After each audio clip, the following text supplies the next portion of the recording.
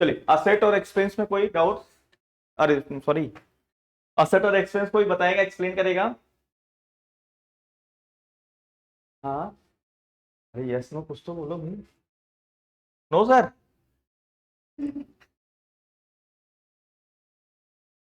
Asset और expense में एक छोटा सा डिफरेंस है। किस चीज का डिफरेंस है सर? कि हम जो चीज पे कर रहे हैं, है ना, जैसे मान लो हमने 10,000 का कोई सामान लिया है, कोई 50,000 का लिया है, कोई 1 लाख का लिया है, तो उससे बेनिफिट हमें कितने दिन के लिए मिल रहा है? अगर more than one accounting period मिल रहा है उससे बेनिफिट, तो वो असेट कहलाएगा। क्या कहलाएगा? असेट कहलाएगा। और अगर उससे बेनिफिट सेम अकाउंटिंग पीरियड में एग्जॉस्ट हो जाता है, खत्म हो जाता है, तो उसे एक्सपेंस कहलाएगा। आपके 11th में कॉन्सेप्ट है मैचिंग कॉन्सेप्ट। मैचिंग को क्या बोलते हैं बताओ तो भाई? माइक लीजिए उनको। क्या नाम है आपका? अनामिका को माइक दीजिए। हमारे अकाउंट्स में एक कॉन्सेप्ट है, जिस कॉन्सेप्ट का नाम क्या है?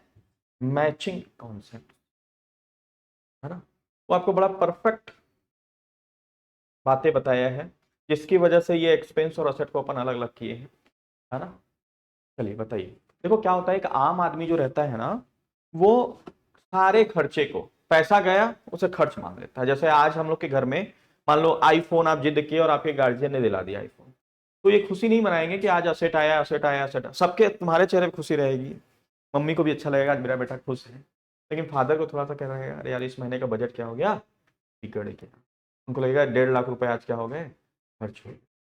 बच्चे की जिद में चाहते तो वो 15,000 रुपए में भी वो काम कर लेता। आ रही बात समझ में? वो हर चीज को क्या मानते हैं हम लोग डे टू डे लाइफ में? एक्सपेंस। बाइक खरीदेंगे तो एक्सपेंस, 4 व्हीलर खरीदा तो एक्सपेंस, फ्रीज खरीदा, हर चीज खरीदा तो क्या बोलते हैं उसको?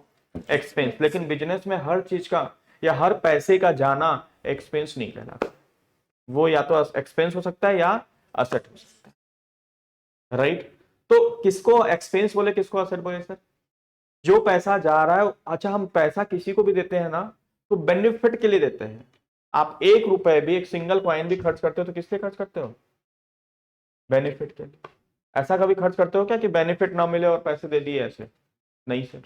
तो जो बेनिफिट मिल रहा है, तो बेनिफिट मतलब जैसे मान लो आप एम्प्लॉय को सैलरी पेमेंट कर रहे हो, तो बेनिफिट लिए तब तो वो 1 महीने काम किया आपके, उससे बेनिफिट उठाए तब तो आप पेमेंट कर रहे हो।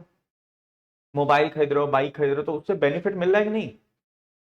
हाँ, पानी पूरी खाए तो उससे बेनिफिट मिला कि नहीं मिला सर?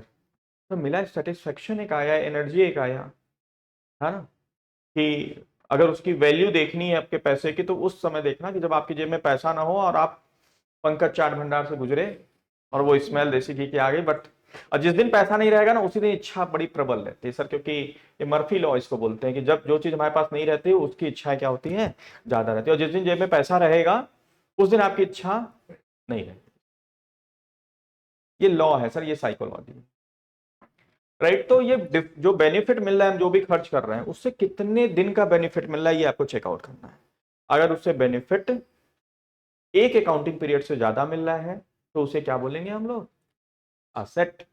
और उससे सेम अकाउंटिंग पीरियड में अगर बेनिफिट खत्म हो जा रहा है तो उसे क्या बोलेंगे? एक्सपेंस। क्या बोलेंगे?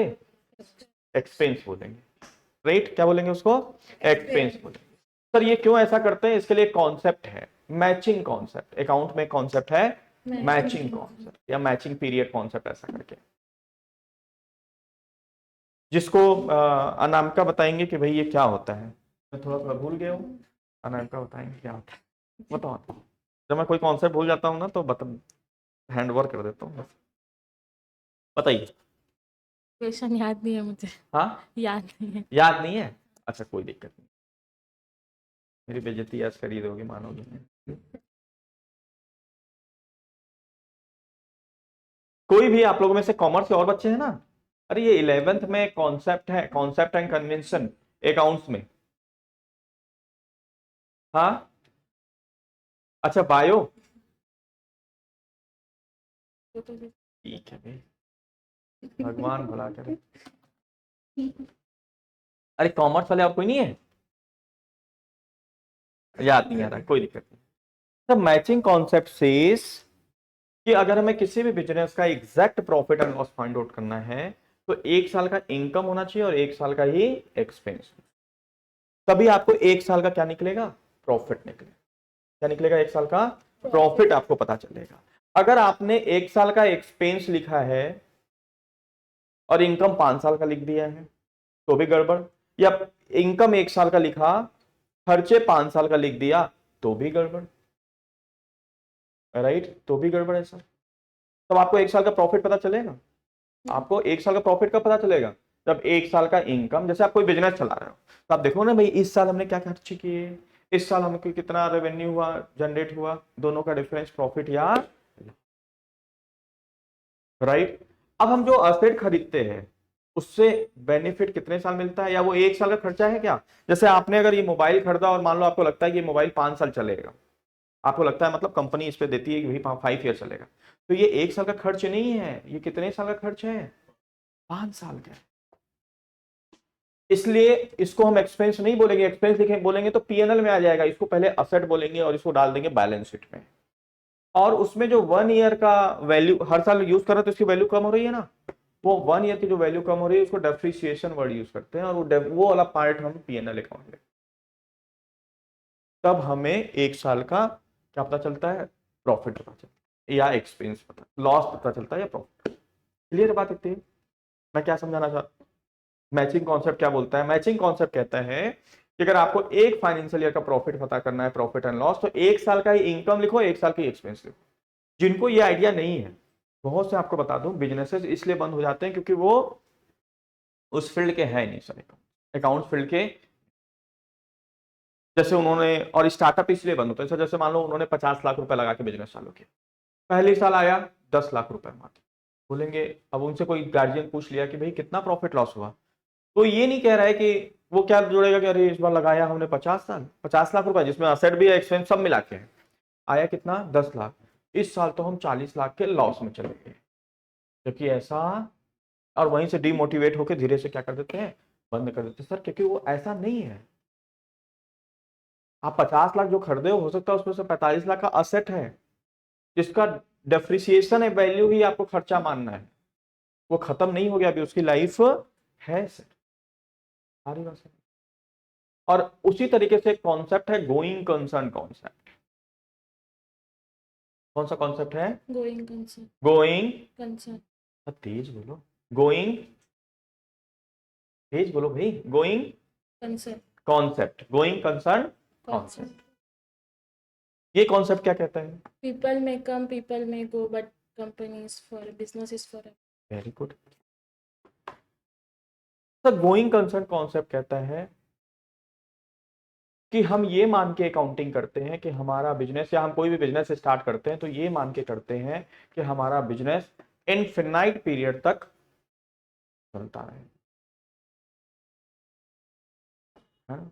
ये जो आप बताए हो ना, पीपल कम, आई थिंक से बिजनेस एंटिटी कॉन्सेप्ट। लोग आएंगे या जाएंगे लेकिन बिजनेस का अस्तित्व क्या रहेगा? As it is. जैसे हमने बताया था कि धीरू मानी मानी ने स्टार्ट किया, वो चले गए लेकिन बिजनेस है ना? और पीढ़ियां चलती जाएंगी लेकिन बिजनेस एज इट इज।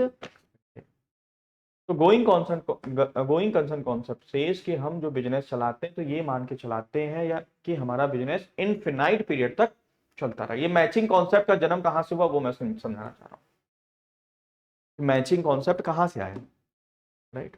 तो जब हम ये मानेंगे कि हमारा बिजनेस अनंत काल तक चलता रहेगा, तो क्या हमें उस इनफिनाइट पीरियड पे पहुंच के तब पता करना चाहिए कि बिजनेस की प्रॉफिट हुआ या लॉस? नहीं सर।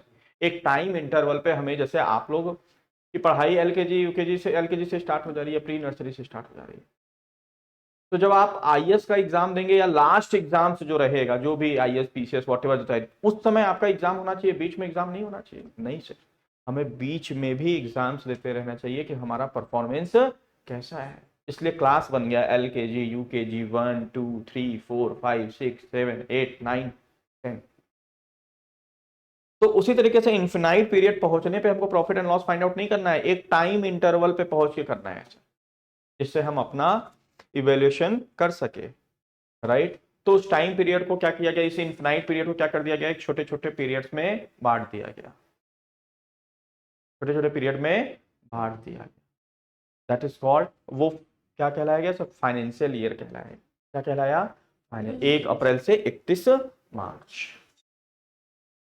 ठीक है। और 1 अप्रैल से 31 मार्च का सही प्रॉफिट जानने के लिए आपको क्या करना है, क्या करना है आपको, 1 साल का ही इनकम और 1 साल का एक्सपेंस लिखना है, दैट्स इट।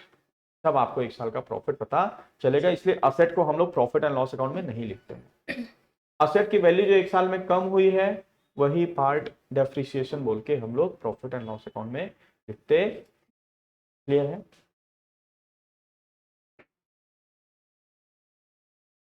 आज हम लोग बातें कम करेंगे, नहीं तो मसला। आज मैं जब स्टार्ट किया तभी माइंड में था कि आज इधर उधर बातें नहीं करनी है और 9 में नहीं डूबना है। आज कहाँ तक हो गया था अपना? सर गेन पे थे।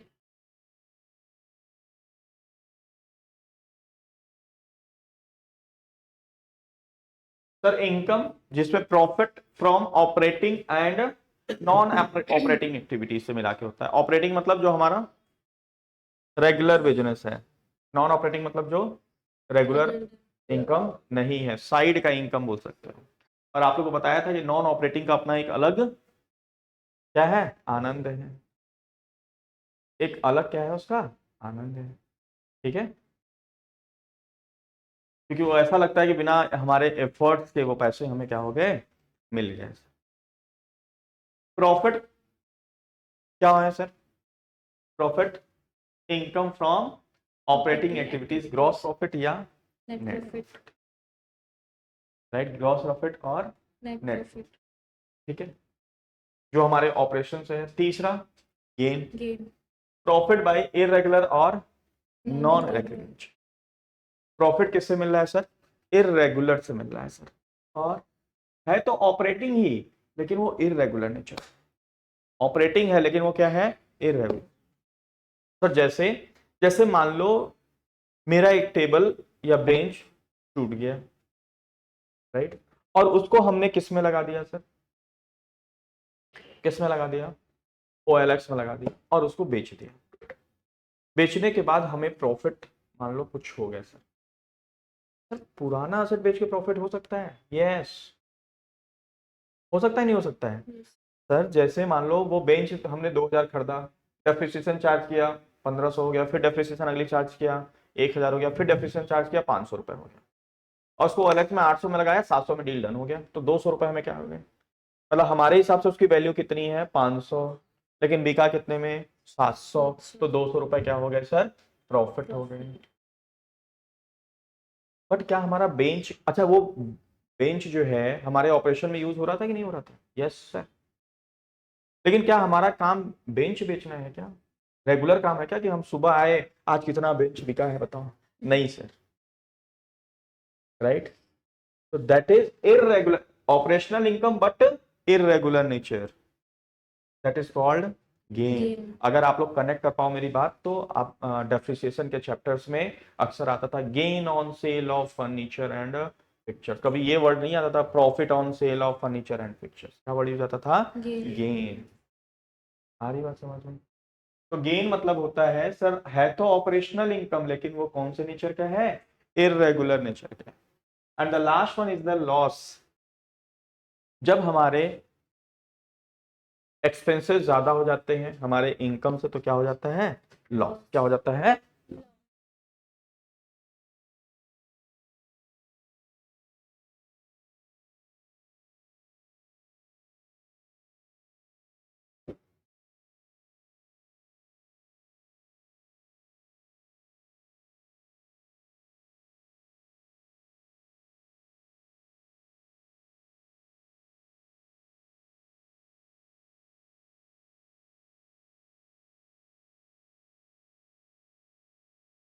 ओके, तो हमने समझा income, profit, gain and next one is the, ये टॉपिक मैं नहीं पढ़ाता हूं क्योंकि ये टॉपिक मुझे लगता है कि हमसे ज्यादा भी आप लोग को इस फील्ड का नॉलेज है कि नहीं है। जैसे मेरे यहाँ कोई स्टूडेंट आता नहीं सर इतने में नहीं, इतने में करिए एडमिशन प्लीज, ये वो, तो मैं समझ जाता हूँ तुम अकाउंट्स के एकदम पक्के स्टूडेंट हो, है ना। डिस्काउंट क्या नाम है सर इसका? Sir what is the discount? इसमें मुझे लगता है कि बहुत से बच्चे PhD हासिल कर रखे हैं सर। सर डिस्काउंट मतलब एमआरपी से कम प्राइस पे कोई चीज लेना या देना, दैट इज कॉल्ड डिस्काउंट। क्या होगा? डिस्काउंट। ठीक है सर। दो प्रकार के डिस्काउंट होते हैं, समझ गए ना? एमआरपी से कम प्राइस पे कोई चीज लेन देन, that is called discount. And there are two types of discount. First one is the Trade trade discount, discount and second one is the cash cash discount. Discount. Sir what is the trade discount? What is the trade discount? हाँ हाँ, mic ले लीजिए, mic थोड़ा सा, mic है आपके पास? Trade discount में अगर सर कोई हम चीज ले रहे हैं, मतलब बल्क में ले रहे हैं, तो उसमें कुछ डिस्काउंट होके वेरी मिलता है। गुड। सर जब हम बल्क क्वांटिटी या बल्क वैल्यू में कोई चीज लेते हैं और उसकी वजह से हमें डिस्काउंट मिल रहा है, तो उसे हम लोग क्या बोलते हैं? Trade discount. क्या बोलते हैं सर? सर बल्क क्वांटिटी या बल्क वैल्यू। अब मेरा आपसे एक क्वेश्चन है, sir what is the bulk? Bulk मतलब क्या? सर ज्यादा। Sir what does it mean by ज्यादा? ज्यादा की वैल्यू। तो ज्यादा मतलब more. What does it mean by more? कहीं मोर, मोर रायपुर वाला तो मोर नहीं। बताइए बल्क मतलब।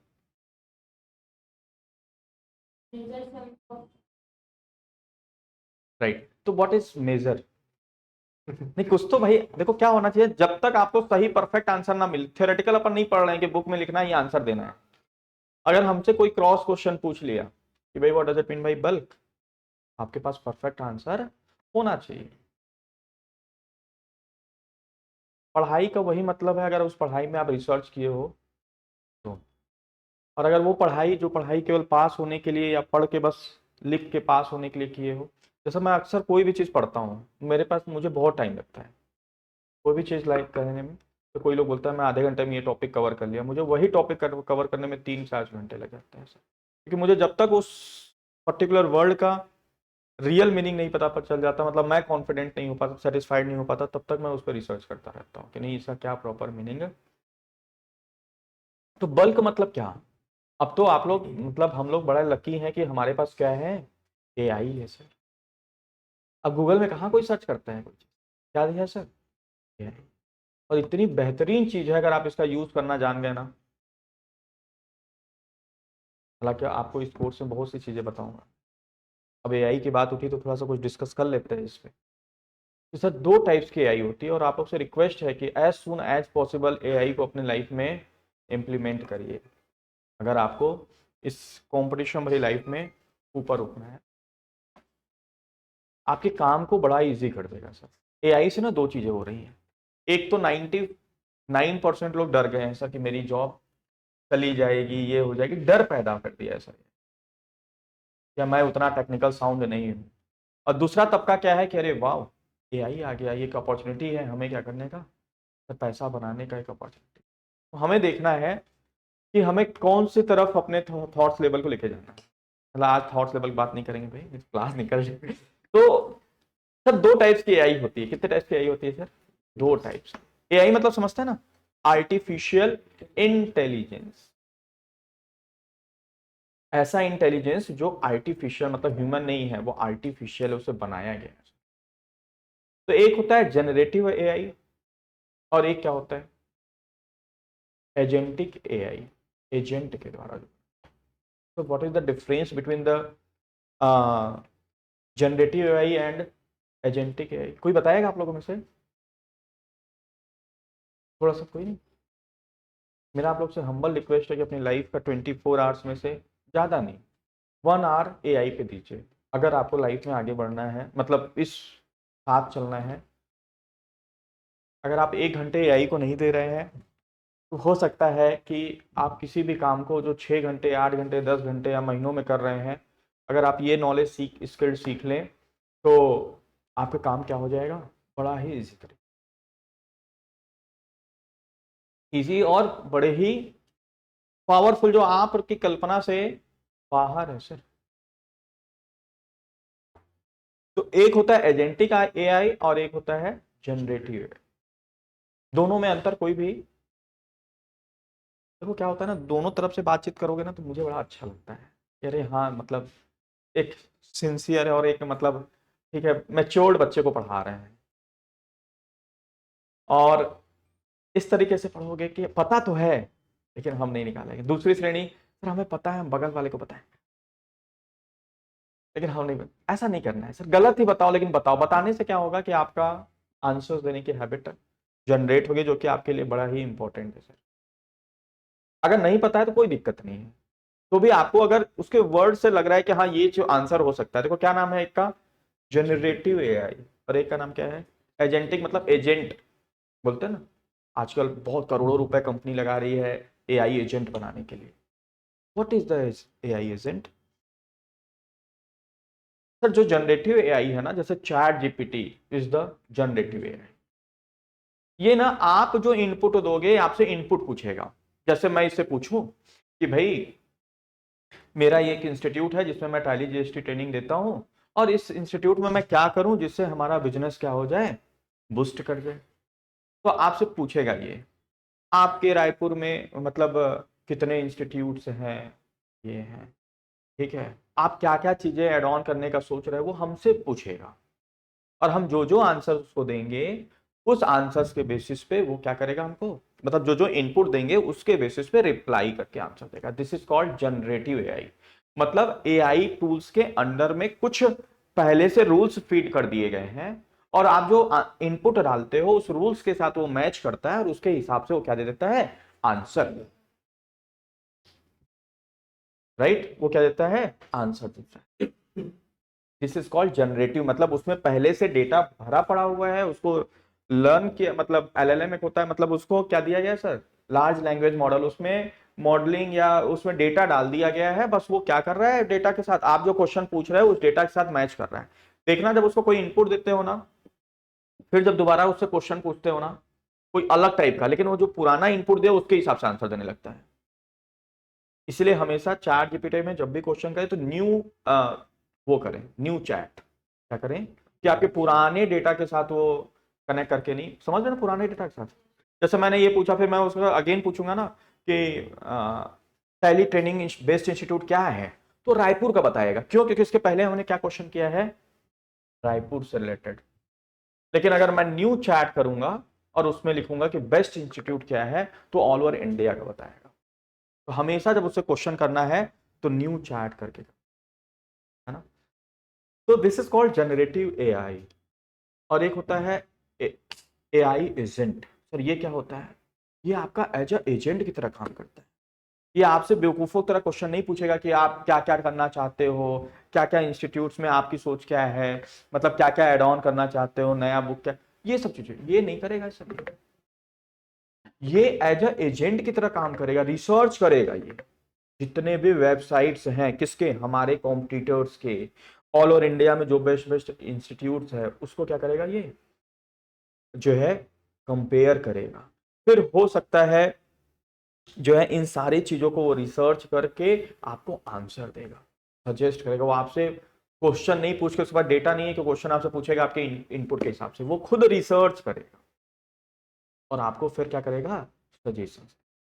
या कुछ चीज ऐसी है जो उसको टूल्स यूज करने की जरूरत है, जैसे आप पूछे उससे क्वेश्चन डाले कि आज मेरी मीटिंग किसके किसके साथ है, या मेरी नेक्स्ट मीटिंग क्या है, तो बोलेगा आपसे कि please allow me the access of your Google calendar.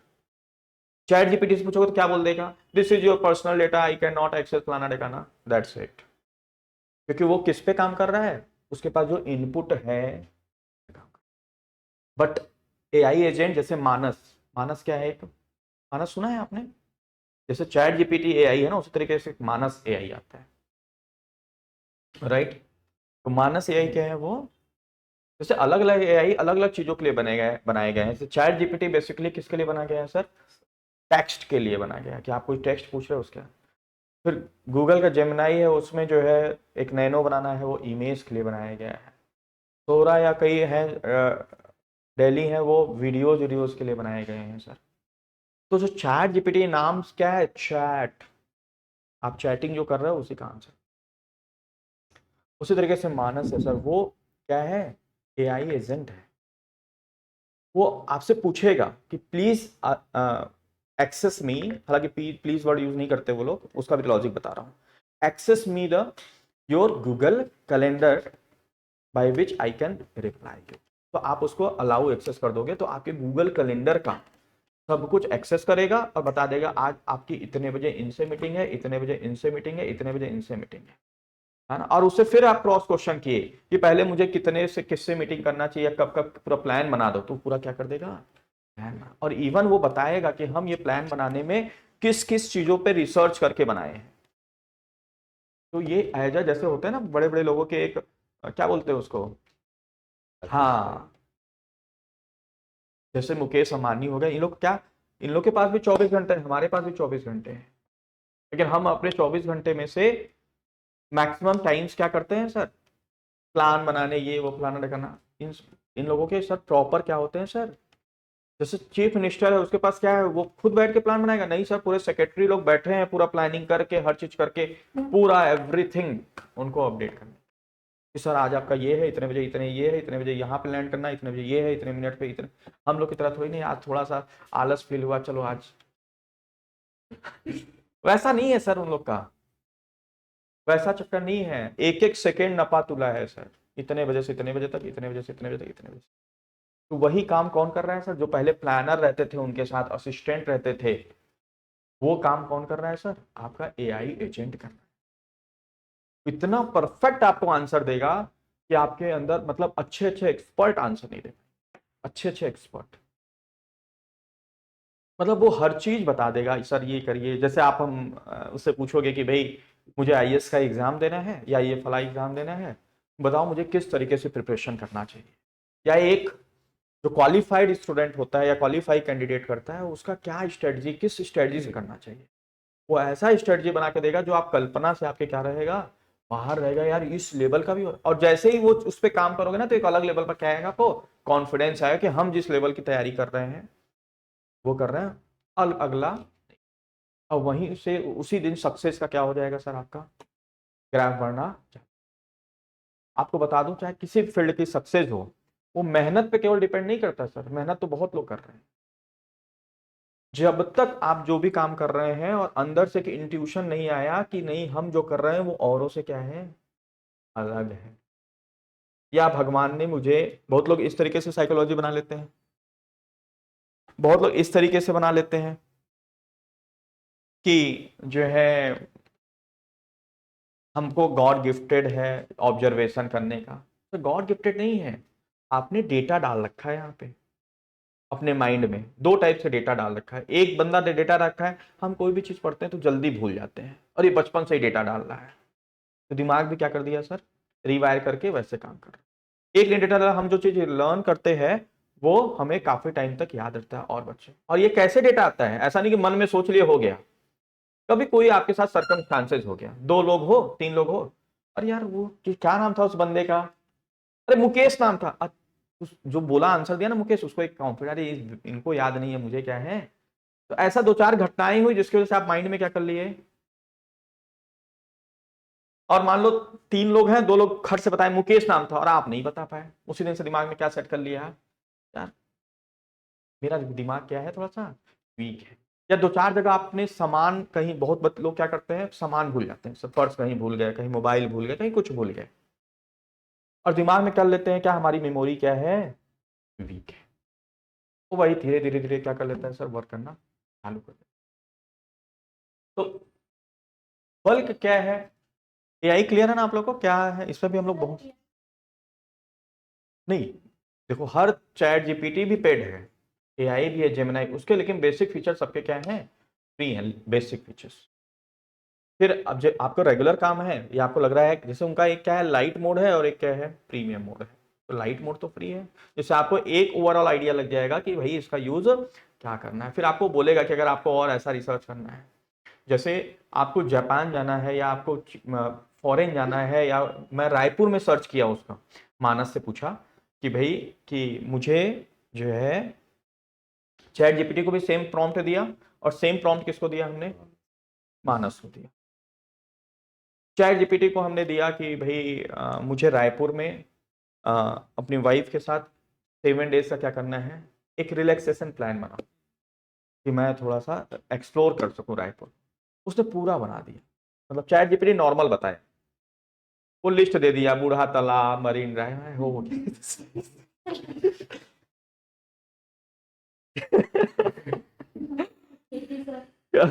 केटी हो गया। और मानस से जब पूछा मैंने, तो मानस ने क्रॉस क्वेश्चन किया कि भाई आप किस मूड की बात कर रहे हैं, कैसा। तो मैंने बोला मान लो मुझे प्रपोजल देना है या कुछ भी प्रपोज करना, कुछ भी। तो उसने पूरा क्या किया सर, शेड्यूल बना दिया।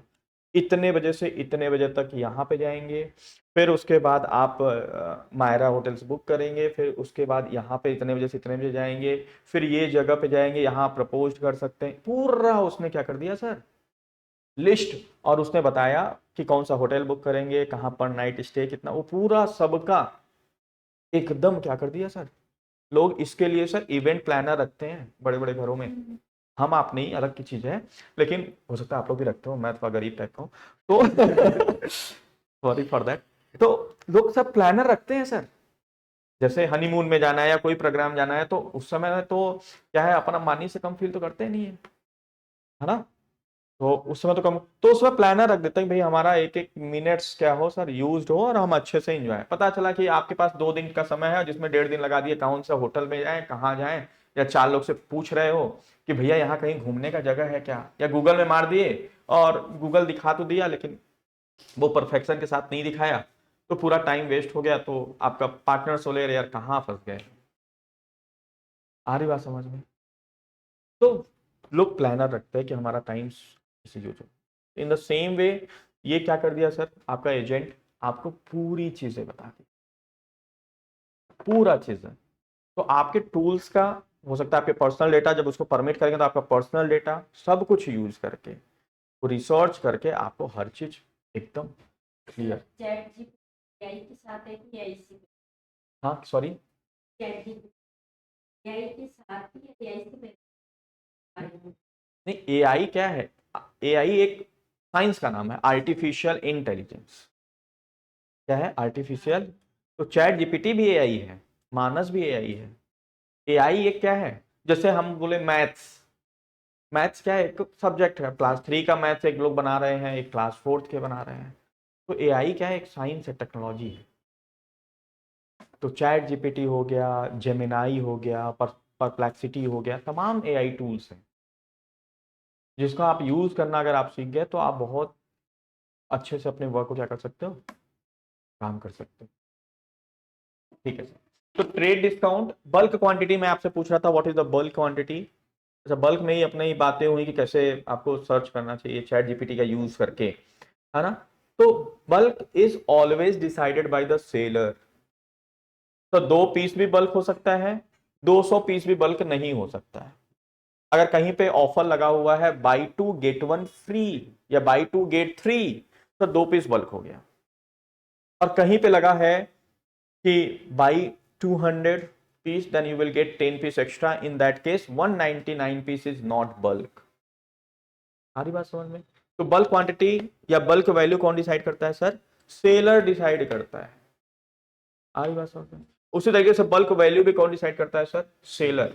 सेलर बोल दिया, जैसे विशाल मेगा मार्ट में अगर आप जाओगे, या तो अक्सर आपको सुनने को मिलेगा, dear customer attention please, on the shopping of rupees 5,000 or more, you will get 5 kg sugar absolutely free, या you will get 100 rupees vouchers या 200 gift vouchers absolutely free। Trend में आप जाएंगे तो वहां तो अक्सर ये गुस्ता रहता है कि on the shopping of rupees this amount you will get a 500 vouchers free, that will be redeemed। देखो दिमाग देखो कॉर्पोरेट का, that will be redeemed in the next shopping। आहा, कि तुम अगली बार भी आओ, तुम्हारी मजबूरी है, तुम कहीं इधर उधर भटको। Retargeting, this is called retargeting. उसको पता है कि जब अगली बार आएगा तो केवल गिफ्ट वाउचर 500 भुनाने के लिए नहीं आएगा, या 500 भुनाएगा तो उसको कुछ ना कुछ हम ये चमकती दमकती डिस्काउंट से उसे फिर क्या करेंगे, फिर कोई चीज खरीदवा देंगे, और कुछ खरीदाएंगे तो 500 से ज्यादा हम उससे कमा देंगे। 500 का गिफ्ट वाउचर तो भी तो क्या ही दिक्कत है, कम से कम वो इधर उधर दिमाग तो नहीं लगाए। आपको बता दूं, 2 चीज सेम, ये 2000 का मिल रहा है, यहाँ 1200 का, लेकिन यहाँ 500 का आपको गिफ्ट वाउचर्स ये दिया है, तो आपके दिमाग में आएगा नहीं यार, एक तो आएगा यार इसकी वैल्यू ज्यादा है, तो ये कुछ ना कुछ क्वालिटी इसमें इससे अच्छा होगा। और दूसरा कौन खींच लेगा आपको 500 का गिफ्ट वाउचर, तो दैट इज कॉल्ड रीटारगेट। तो bulk quantity and bulk value is always decided by the seller. हो सकता है 5 करोड़ भी बल्क वैल्यू ना हो सकता है 5,000 भी बल्क क्वांटिटी हो। क्लियर है बात? तो ट्रेड डिस्काउंट मिलता है on the basis of sale either quantitative, quantity मतलब बल्क क्वांटिटी में या वैल्यू में। Transaction is recorded on the net basis. जब हम लोग अकाउंटिंग सीखेंगे तो वहां पे बताएंगे क्या ट्रांजेक्शन नेट बेसिस और ग्रॉस बेसिस क्या होता है, उसकी entry. And what is the cash discount? MRP के बाद जो डिस्काउंट। एमआरपी के, यस सर। सर अगर हम पेमेंट करते हैं ऑन और बिफोर द ड्यू डेट, तो what is the due date? Sir जिस डेट को पेमेंट करना चाहिए था, जैसे मेरे यहाँ आपको मैं बोल दूं कि आपको 3 इंस्टॉलमेंट में पेमेंट करना है, 50% at the time of admission, 25% on the time of next month and 25% on the second next month. These are the due date. Light जला दो, थोड़ा अंधेरा आ रहा है। यहां से These are the due date। ये ऊपर These are the due dates।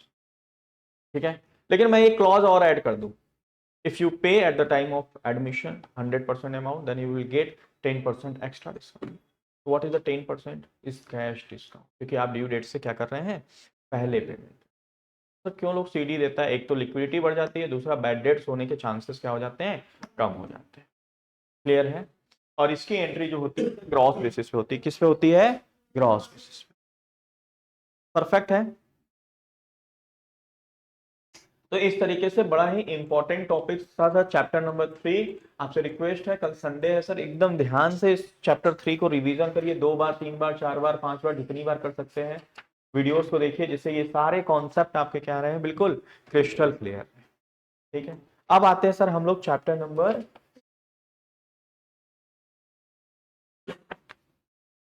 Sir ये क्या है, process of accounting and rules of journal entry. आपको बता दूं कि ये एआई केवल ये वीडियो इमेज ये करने के लिए नहीं है सर, हर फील्ड में काम कर रहे हैं। जैसे अगर आप फाइनेंस फील्ड में जा रहे हैं तो फाइनेंस में एक आता है टैक्स जीपीटी।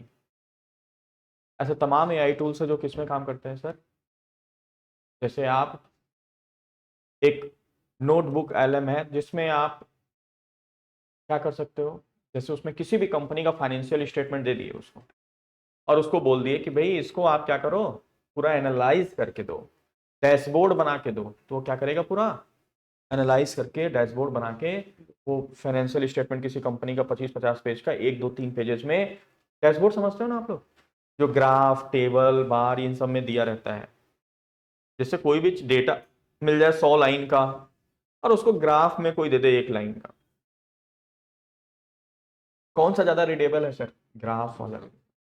ये कंपनियां डैशबोर्ड बनवाती हैं एक्सेल्स में, है ना। तो एआई का यूज हर फील्ड में, तो आप जिस फील्ड में जाना चाहते हो, करियर बनाना चाहते हो, पहले ये रिसर्च करो, पहले तो आपको स्टडी करनी चाहिए कि एक बेसिक एआई होता क्या है, वो है क्या ये एआई। जैसे मैंने आज आपको बताया जेनरेटिक एआई और जो है एआई एजेंट, थोड़ा सा बेसिक पहले एक फंडामेंटल एआई का समझो, उसके बाद आप जिस फील्ड में करियर बनाना चाह रहे हो। और ऐसा नहीं कि केवल आपको करियर बनाना है सर, आप एजुकेशन भी पढ़ रहे हैं, पढ़ाई भी कर रहे हैं, तो भी उससे पूछिए, उसका यूज करिए सर, कि मैं इस फील्ड का तैयारी कर रहा हूँ या कर रहा हूँ, इसको क्या किस तरीके से मुझे पढ़ना चाहिए, पूरा उसका सिस्टम बना दो, टाइम टेबल्स बना दो कि हमें कब रिवीजन करना चाहिए, कब, पूरा वो बना के दे देगा।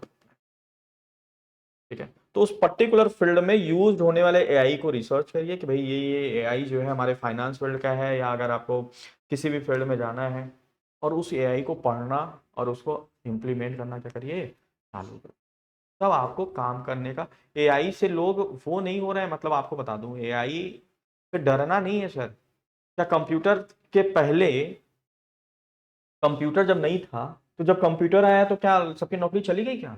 नहीं सर। इंटरनेट आया तो सबकी नौकरी चली गई? नो सर, बल्कि नौकरियां और क्या हो गई सर, एआई से नौकरियां जाएंगी नहीं। हाँ, अगर आप कंप्यूटर के ज़माने में, ऑनलाइन के ज़माने में अगर आप जाते हो सर मुझे जॉब चाहिए, और सामने वाला पूछा कंप्यूटर से आता है, बोले नहीं, तब आपकी जॉब चलेगी।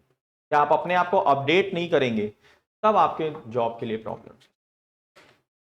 और अपडेट कर लिए और औरों से कंपैरिजन में जल्दी अपडेट हो गए आप, तो आपकी सैलरी भी ज्यादा बूस्टअप हो जाएगी।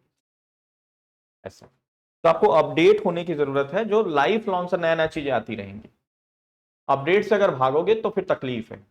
आपको अपडेट होना है, डरना नहीं है। मैक्सिमम लोग तो डर के हाथ हो बैठे हैं कि अरे अब तो एआई आ गया, एआई आ गया, एआई आ गया, इतने लोग की जॉब जा रही है। न्यूज़पेपर निगेटिव पढ़ पढ़ के टाटा में अब रिक्रूटमेंट बंद हो गया, इंटर्नशिप बंद हो गया, फलाना लोग फायर हो गए, वो हो गए, इतने परसेंट एम्प्लॉय घट गई, ऐसा वैसा। उस पर दिमाग लगाए पड़े हैं, लेकिन इस पे दिमाग नहीं लगाए पड़े हैं कि अगर हमें सस्टेन करना है तो हमें अपना किस तरीके से अपने आप को अपडेट करने की जरूरत है। सर सेम चीज़ पढ़ाई में है, सेम चीज़ जॉब में है, हर चीज़ में है सर। और ऐसा नहीं कि मैं आपको ज्ञान दे रहा हूँ तो मैं इनसे बचा हूँ, मैं भी इसी में फंसा हूँ। मैं बचा नहीं हूँ, मैं भी फंसा हूँ, लेकिन मैं थोड़ा सा रिसर्च करके निकलने की कोशिश है।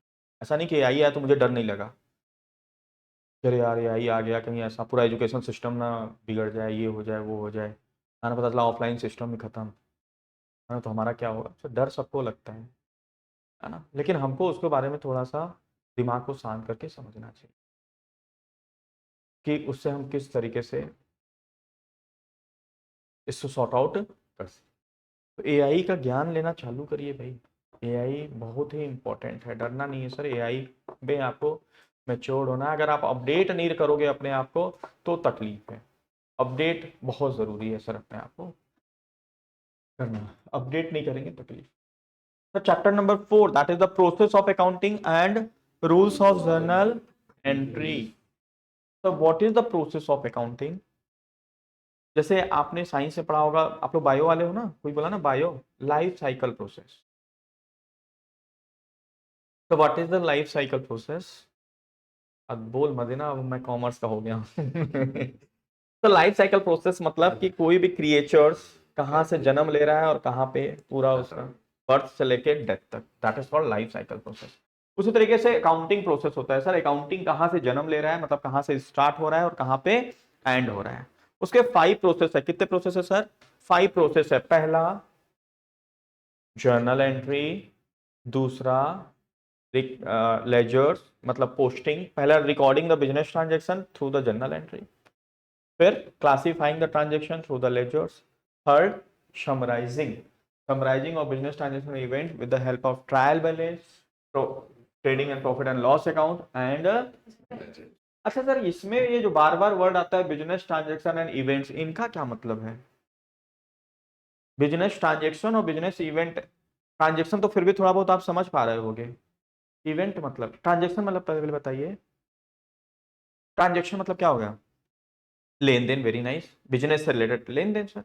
सर जैसे परचेज, सेल, बैंक में पैसा जमा करना, बैंक से पैसा निकालना, all of these are business transactions. और इवेंट्स मतलब, अच्छा मतलब मीटिंग्स एंड, नहीं इवेंट मतलब तो यही होता है ना, कुछ और कहना चाह रहा हो यही चीज? मीटिंग, बिजनेस रिलेटेड इवेंट्स मतलब क्या? जैसे एक दो एग्जांपल दो।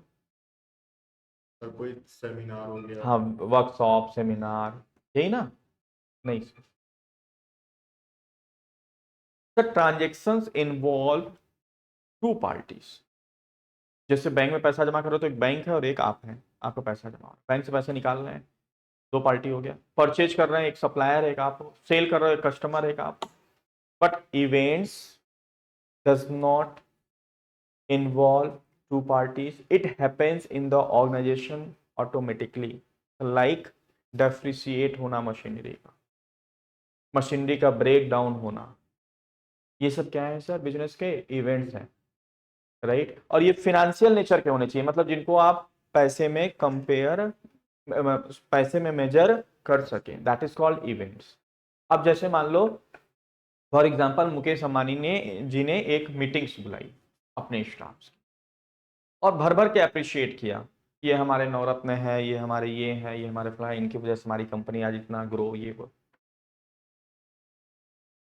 Sir these are events but these are not the financial events, because इसमें कहीं भी पैसे का कोई इन्वॉल्वमेंट नहीं है, और अगर पैसे का इन्वॉल्वमेंट नहीं है, फाइनेंशियल नहीं है, तो इसको रिकॉर्ड करने की कोई जरूरत नहीं।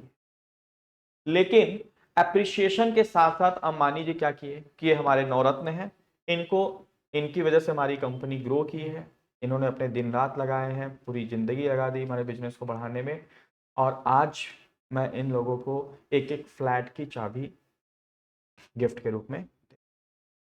फिर सेकेंड वाले को बुलाए, किसी को BMW, किसी को ऑडी, किसी को किया, किसी को डिजायर, किसी को बाइक, किसी को कुछ, किसी कुछ।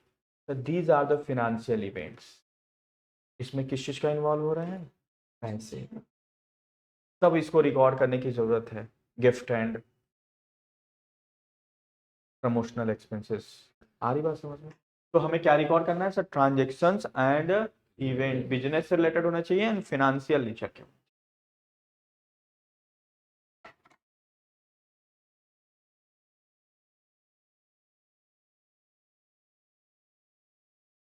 और ये जो 5 प्रोसेस हैं, ये सब एक दूसरे से लिंक्ड हैं सर।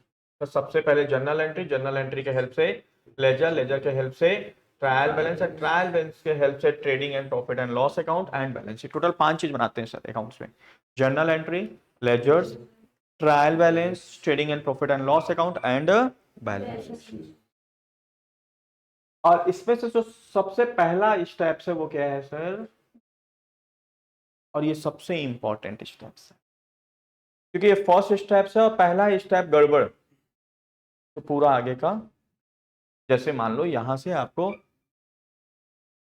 अमृतालय जाना है। अमृतालय समझते हो आप लोग? जहां अमृत मिलता है। जहां अमृत कहाँ मिलता है आसपास? हाँ, नहीं नहीं, अमृततुल्य नहीं भाई, अमृता सर लाखे नगर चौक पे।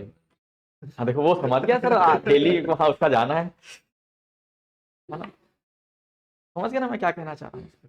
जहां पे लोग पूरे देशभक्ति के साथ लाइन में ऐसे खड़े रहते हैं, वहां हो हल्ला नहीं रहता है, एकदम अपने पारी का इंतजार करते हुए एक एक कदम आगे बढ़ते हुए, और जैसे ही वो बॉटल मिलता है उसको ऐसा सहेज के रखते हैं जैसे मैं बताया ना, मैं बहुत चीजों को ऑब्जर्व करता हूँ। जब भी लाखे नगर चौक पे ट्रैफिक रहता है मैं ऑब्जर्व करता हूँ, और लोग मतलब शरीर इतना गल गया पीते पीते सर, है ना? मतलब बेल्ट की साइजेस बढ़ती चली जा रही हैं, पैंट मुड़ जा रहा है, लेकिन फिर भी उसी में एकदम। और थोड़ा सा आगे बढ़ने के बाद है ना, गया तो नहीं माय गॉड। अरे हम लोग को हंसना नहीं चाहिए सर, ये देश चला रहे हैं, आपको बता रहा हूं सर। कैसे कैसी बात कर रहे हो आप? ये लेबर क्लास जो दिन भर में 200 300 400 अपनी पूरी शरीर को, एनर्जी को गला के मेहनत करके 400 500 कमाते हैं, उसमें जाके क्या कर लेते हैं सर? 300 400 का बॉटल खरीद ले। तो वो कमाते कम नहीं है, बचाते नहीं। लेबर क्लास कमाता कम नहीं है, बचाता नहीं। तो 300 400 का बॉटल खरीद लिया। अब आपको मैं प्रूफ करके दिखा रहा हूं कि ये देश कैसे चला रहे हैं सर।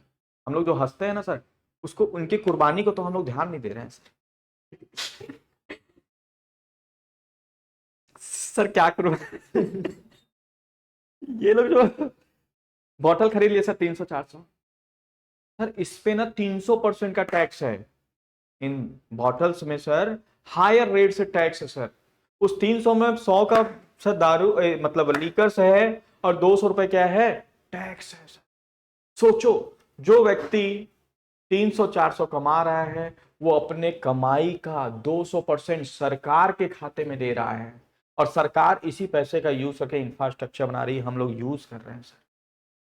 हम आप उतने टैक्स नहीं भरते हैं जितना ये भर रहे हैं, अपने खून पसीने का पैसा टैक्स के रूप में। सर आप क्या बात कर रहे हैं? अरे भैया, कोविड को याद करो। किसको याद करो?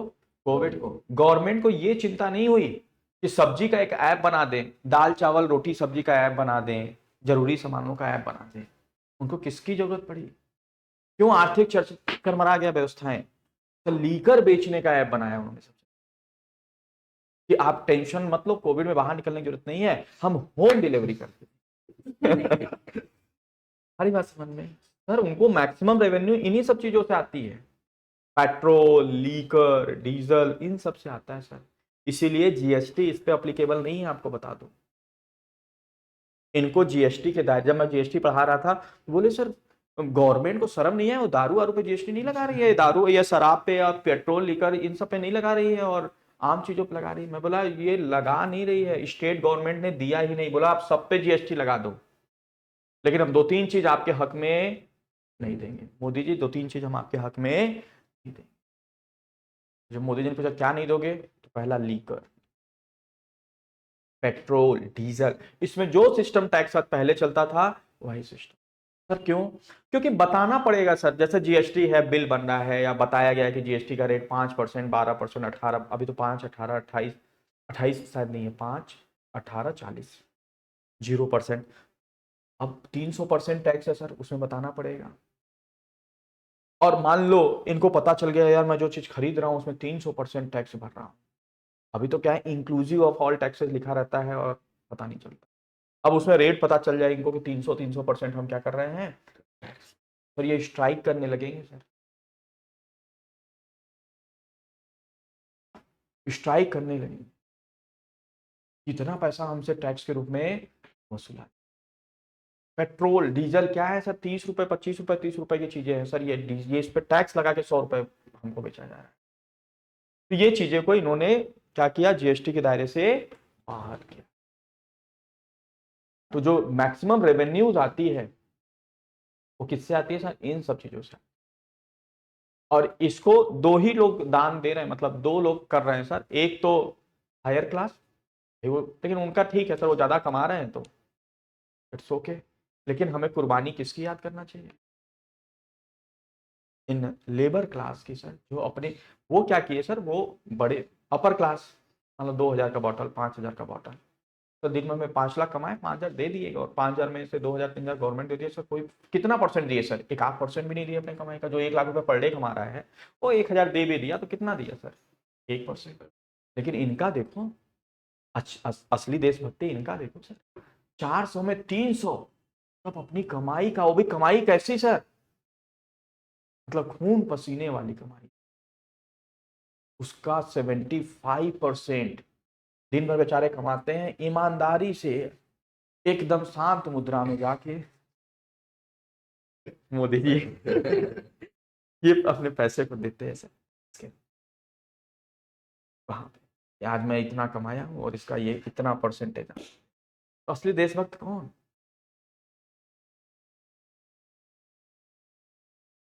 बट आप लोग ये सब चीज मत करिएगा कि नहीं हम भी देशभक्ति हमारे में। तो सर अमृतालय आपको जाना है और आप उतरे, और बिल्डिंग से उतर के आपको लेफ्ट साइड टर्न करना था टुवर्ड्स द लाखे नगर, और पहला स्टेप किधर चल दिया सर, अमलेश्वर। और आपको कोई बता दिया है कि भैया 9 बजे तक ही खुला रहेगा, 10 बजे तक। क्या टाइम है अभी बेटा, कितने तक क्या रहता है? अरे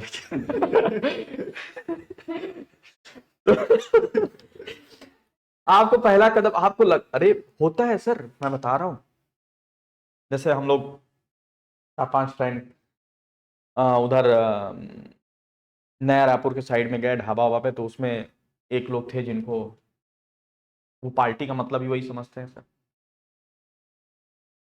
तो वो उसी लिए आया था। तो जब हम लोग खाना बोला भाई कुछ कमी रह गई, मैं बोला क्या कमी रह, बोला तो यार जब तक वो नहीं रहेगा कहाँ पार्टी, बताओ ऐसा। मतलब मैंने ओपनिंग का पार्टी दिया था कि भाई ओपनिंग, उसमें फ्रेंड का एक फ्रेंड आ गया, तो अब उसको क्या चाहिए, वो इसीलिए आया तो उसको सोचा कि ये ऑप्शन मिलेगा। तो मैं बोला भाई ये ऑप्शन तो नहीं है यहाँ। बोलते नहीं ढाबा में मिलता है यहाँ पे, मतलब मिलता है, मतलब बस जुगाड़ करना पड़ता है। बोले भाई ठीक है तुम जुगाड़ कर लो। वो जुगाड़ हुआ किया तो वो ढाबा वाला बताया कि नहीं अभी थोड़ा सा व्यवस्थाएं बिगड़ी हुई हैं, अभी नहीं मिली। तो यार रोज भाई मैं ना एक जगह जाता हूँ, टाइम 10-15 मिनट बचा हुआ है, जाओ भैया कर लो व्यवस्था। तो वो ना दूसरे को बोला, एक फ्रेंड को, कि साथ चलोगे, कोई रेडी नहीं हुआ, फिर वो मेरे को ही बोल दिया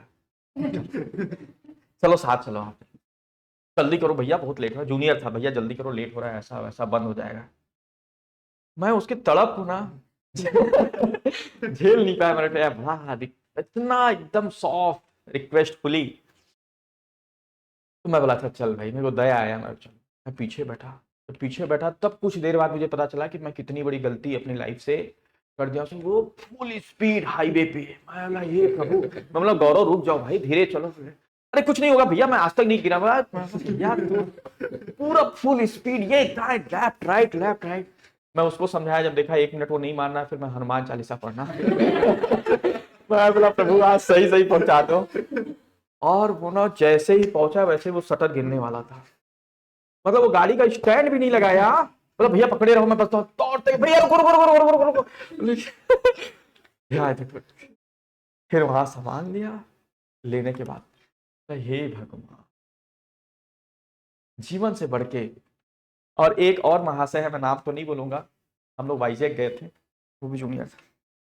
तो मुझे नहीं पता था कि ये जो है बंदा, क्योंकि वो कभी हमारे सामने ऐसा कुछ नहीं किया, वो चैन स्मोकर था, मुझे बाद में पता चला। वो जब गाड़ी 150 किलोमीटर चली गई ना, तो बोला भैया, हम लोग बाई रोड गए थे, तो बोला भैया क्या नाम है ना, सर दर्द हो रहा है, एक चाय हो जाए क्या। मैं बोला चाय तो तुम नहीं पीते हो, बोलते हो नहीं भैया ड्राइविंग के टाइम पी लेते हैं। ये कौन सा रूल्स है भाई तुम्हारा। तो जब गया तो हम लोग चाय दुकान में, तो 5 लोग थे, 5-6 लोग थे, तो अपने को नहीं बोला वो, जैसे 6 लोग हैं तो बोला 5 चाय दे दीजिए भैया। बोला तुम, नहीं मेरा मन नहीं, मतलब तू यही बोल के गाड़ी रोके चाय पीना है, सर दर्द दे रहा है, नहीं नहीं पियो भैया पियो पियो। हम लोग चाय पी लिए। अब चूंकि वो मेरा अदब कर रहा था, मेरे सामने कभी पिया नहीं था, मैं यार गया कहाँ बंदा काफी देर से, क्योंकि फैमिली थी तो हम लोग सामने। मैं खोजते खोजते देखा तो एक जगह वो भाई साहब उड़ाए पड़े थे। बुलाया, मैंने क्या हो गया। नहीं भैया क्या सर भारी लग रहा था, मैं नहीं लेता ना तो मुझे दिक्कत हो रहा था गाड़ी चलाने में। बोला तो उसमें छिपाने वाली क्या बात है, बता देते कहीं रोक के, भाई तुमको गाड़ी चलाना है, 5 लाइफ तुम्हारे साथ है, हाँ कहीं तुमको नींद वींद आ गई कुछ हो गया तो तुम मैटर हो जाएगा। तुमको जब इच्छा हो, जहाँ इच्छा हो, निसंकोच। बोला नहीं भाभी लोग बैठे हैं, ये मेरे को बताना, मैं रुकूंगा आराम से। तो फिर बाद में पता चला कि 1-1.5 घंटा नहीं बीतता था भैया ट्रिप में सर वो मैक्सिमम टाइम किसमें बिता दिया। पहले ना तो पहले 4-5 बार तो ऐसा हुआ कि वो मतलब शर्माते शर्माते बड़ा टाइम कंज्यूम करने लगा। जब मैं उसको आश्वस्त किया कि नहीं तुम फ्री हो, जब चाहे जहां पे चाहे कर सकते हो, बस सही सलामत पहुंचाना है तुम्हारा काम, और सही सलामत लेके जब तुम्हें इच्छा लगे तब, हर आधे घंटे में जो है कहीं भी। तो हम लोग, मेरे को कभी भी, अभी भी मेरे साथ रहता है, कभी मुझे उसको लेके जाना होता है कहीं पे ना, तो मुझे अगर 1 घंटे में पहुंचना है तो मैं 1.5 घंटे पहले उसको बुलाता हूँ, क्योंकि मुझे पता है कि 10 मिनट नहीं बीतेगा, इसका सर दर्द क्या होगा चालू, सर दर्द चालू। तो कहने का मतलब सर ये पार्ट बड़ा इंपॉर्टेंट है, ये पार्ट गड़बड़ मतलब आगे का पार्ट। आप अमलेश्वर पहुंच गए सर, अगर राइट हैंड और पूरी स्पीड से, जितना स्पीड से आगे बढ़ रहे हो उतनी दूरियां आपकी क्या होती जा रही हैं, बढ़ती जा रही है। मैं ऐसे पढ़ा रहा था क्लास में, तो एक बोलता है सर कहीं अमलेश्वर साइड में भी तो अगर मिल गया उधर भी तो मिल सकता है। बोला नहीं भाई, टारगेट जहां है उधर फोकस करो पहले। तो जितना दूर आप भागते जाएंगे सर तेज, उतनी दूरियां आपकी बढ़ती चली जाएंगी। तो ये पार्ट सबसे इंपॉर्टेंट है, इसलिए पार्ट सबसे अच्छे से करने हैं। और साथ ही साथ टैली में सर केवल और केवल जर्नल एंट्री करना पड़ता है, आगे का पार्ट टैली खुद कर देता है। That's why journal entry in 5 process में सबसे इंपॉर्टेंट प्रोसेस है, जिसको हमें बहुत अच्छे से करना है। तो मंडे को ऐसा गलती मत करिएगा। नॉर्मली होता है सर कि संडे को हम ज़्यादा देर रात तक या घूम फिर या मूवी भी देख लेते हैं, तो मंडे को नींद नहीं खुलता और हम वो कर लेते हैं। हमारे यहाँ मंडे को मैं देखता हूँ स्ट्रेंथ कम हो जाता है, तो ऐसी गलती अभी आप लोग मत करिएगा सर, क्योंकि मंडे को जर्नल एंट्री चालू होगा, क्योंकि बहुत इंपॉर्टेंट है। जर्नल एंट्री आपको सब कुछ पढ़ाया जाएगा और यही सबसे इंपॉर्टेंट है सर। अगर ये डेबिट क्रेडिट का गेम अगर आपने पकड़ लिया जिस तरीके से मैं समझाऊंगा, तो आपको अकाउंट्स में कहीं पे दिक्कत नहीं आएगा। और डेबिट क्रेडिट का गेम अगर आप नहीं समझ पाए तो पूरा थ्रू आउट आपको क्या आएगा सर, प्रॉब्लम ही प्रॉब्लम आएगा। तो हम लोग नेक्स्ट क्लास में जर्नल एंट्री सीखेंगे। अच्छा टैली में ये सब चीज नहीं करना है तो ये सीखना चाहिए कि नहीं सीखना चाहिए? Ledger, trial balance, trading and profit and loss account and balance sheet. हाँ सीख लेंगे। नहीं जैसे मान लो क्या नाम है, अच्छा आप लोग हड़बड़ी तो नहीं हो रही है बच्चों की तरह? हमें याद आता है जैसे हम लोग बचपन में क्या करते थे सर, बस इंतजार यही रहती थी इंटरवल हो जाए तो टिफिन तुरंत, या घर छूटने का लास्ट पीरियड चल रहा है, टीचर क्या समझा रहा है उससे मतलब नहीं है सर, बस खड़ा से कितनी जल्दी हम क्या कर सके उससे भग जाए। मैं जब पढ़ाता हूँ ना तो मैं इंटरटेनमेंट के मूड से पढ़ाता हूँ कि मैं ये नहीं कि हमारे ऊपर कोई मैं ऐसा लगता है कि हाँ यार कुछ देर और आप रहो, क्योंकि मुझे पढ़ाना बड़ा अच्छा लगता है। और इसके बाद की जो एडमिन की प्रक्रिया है ना वो मेरे लिए सबसे इरिटेटिंग होती है। तो कभी मुझे एडमिन या मैनेजमेंट करते समय देखोगे ना मेरे चेहरे पे कि स्ट्रेस टेंशन, तो मुझे मजा नहीं आता है वो काम करने में, लेकिन मजबूरी है सर, करना पड़ेगा, बहुत से काम करने पड़ते हैं मजबूरी बस। तो मान लो कि जैसे मैं आपसे पूछूं कि आ, कि आपको पूरे जीवन में ढोलक तबला बजाने की जरूरत नहीं है या जरूरत नहीं पड़ेगी ना, ये मेहंदी लगाने की जरूरत नहीं पड़ेगी, तो आपको मेहंदी सीखना चाहिए मेहंदी लगाना। जैसे कोई बोले कि आकाश मेहंदी सीख लो, आप क्या बोलोगे यार मेहंदी मैं क्यों सीखूं, मेहंदी लगाने से हमारा क्या फायदा, या तबला ढोलक। तो मान लो कोई बोला कि अरे मान लो कभी स्थिति पड़ गई किसी घर में बच्ची बच्चा हो गया तुम्हें जाना पड़े ढोलक तो दिक्कत हो जाएगा, तुमको आना चाहिए। या कहीं पे वो क्या क्या गाते हैं वो लोग, सोहर या क्या क्या कहा ना, वो करना पड़े, ढोलक वोलक कहीं जरूरत पड़ जाए। अब बोलोगे अरे कैसी बात कर रहे हो, मेरे को ढोलक ढोलक नहीं सीखना कि मुझे लाइफ टाइम ये करना ही नहीं है, या मेहंदी मुझे नहीं लगानी है ऐसे। तो मेहंदी सीखना चाहिए, मेहंदी ढोलक बजाना। हाँ अगर हमें लाइफ टाइम वो काम करना ही नहीं है तो काम सीखने का कोई फायदा है? हाँ अगर आपके मन में है कि मुझे मेहंदी लगानी है, तब आपका इंटरेस्ट है या आपको लग रहा है कि ये काम करना है, तब तो सीखो भाई, अच्छी चीज है। लेकिन लगता है कि नहीं ढोलक मुझे नहीं बजाना, जैसे मुझे पता है कि मुझे फुल टाइम में ढोलक नहीं बजाने है ना बजाऊंगा, तो मुझे ढोलक सीखना चाहिए सर, सीखना चाहिए। तो अगर मुझे ये सब चीजें करना ही नहीं है sir, trial balance, trading, PNL balance, तो ये सीखने की क्या जरूरत है, टैली खुद कर दे रहा है। तो सीखना चाहिए नहीं सीखना चाहिए सर? 101% सीखना चाहिए और डीप में सीखना चाहिए सर। क्यों? क्योंकि ये कर तो रहा है लेकिन ये क्या है सर, एक मशीनरी है। Tally software is the tools. वही चीज मैं एआई में सिखा रहा हूं सर, एआई कितना भी जनरेट कर दे, कितना भी हाईटेक हो जाए, लेकिन ह्यूमन की जरूरत पड़ेगी ही पड़ेगी, ये देखने के लिए कि जैसा वो चाह रहा है वैसा चीजें हो रही है कि नहीं हो रही है। प्रॉम्प्ट तो देने के लिए ह्यूमन की जरूरत पड़ेगी सर, है ना? तो सर जरूरत पड़ेगी क्योंकि ये इनपुट है और इस मतलब ये टूल्स है, इसको जैसा इनपुट दोगे वैसा आउटपुट निकलेगा। आ रही बात समझ में? ये वैसा नहीं है कि जैसे कॉफी मशीन है, कोई एलियन खट से आपके किचन में ऊपर से आकाश से गिरा एलियन, राइट, जिसने कभी कॉफी नहीं पिया है, वो एक मशीन देखा है ना, और वो कॉफी बनाने के लिए चालू किया। अब उसको डिफरेंस नहीं पता है चीनी और नमक में, चीनी की जगह पे वो क्या डाल दिया, नमक डाल। तो कॉफी मशीन ये नहीं कहेगा कि अरे यार ये तो एलियन ही है, तो नहीं पता था, गलती कर दिया है, लेकिन हम मीठा ही कॉफी बनेंगे। और एलियन भी क्या कर लिया सर, उसको पी लिया और उसको पता ही नहीं कि कॉफी क्या होता है, मीठा। तो वही चीज है सर, अगर इसमें इनपुट तुम गड़बड़ डालोगे तो आउटपुट क्या देगा, टैली गलत देगा। और आपको पता ही नहीं कि आउटपुट कैसा होता है, ट्रायल बैलेंस में क्या चीजें आती है, ट्रेडिंग पीएनएल बैलेंस शीट में क्या चीजें आती हैं, तो आप एरर को पकड़ पाओगे? तो हमें इसको सीखना है सर, और अच्छे से सीखना है, जिससे हम एरर को क्या कर सके, पकड़ सके। टैली भले ही कर देगा लेकिन सही कर रहा है कि गलत कर रहा है उसका एक्सपर्टीज आपके हैंड में होना चाहिए। तो ये सब चीज सीखेंगे sir, general entry, ledger, trial balance, trading, P and L balance sheet. लेकिन जो सबसे अधिक टाइम हम लगाने वाले हैं, है ना, वो किस पे लगाने वाले हैं sir? This is the game of debit and credit, इस पे लगाने वाले हैं। और यकीन मानिए अगर डेबिट क्रेडिट का गेम हमारा क्लियर, तो अकाउंट से इजी कोई सब्जेक्ट नहीं लगेगा। और अकाउंट डेबिट क्रेडिट का गेम अगर क्लियर नहीं है तो इससे टफ कोई सब्जेक्ट, ठीक है? चलिए मिलते हैं मंडे।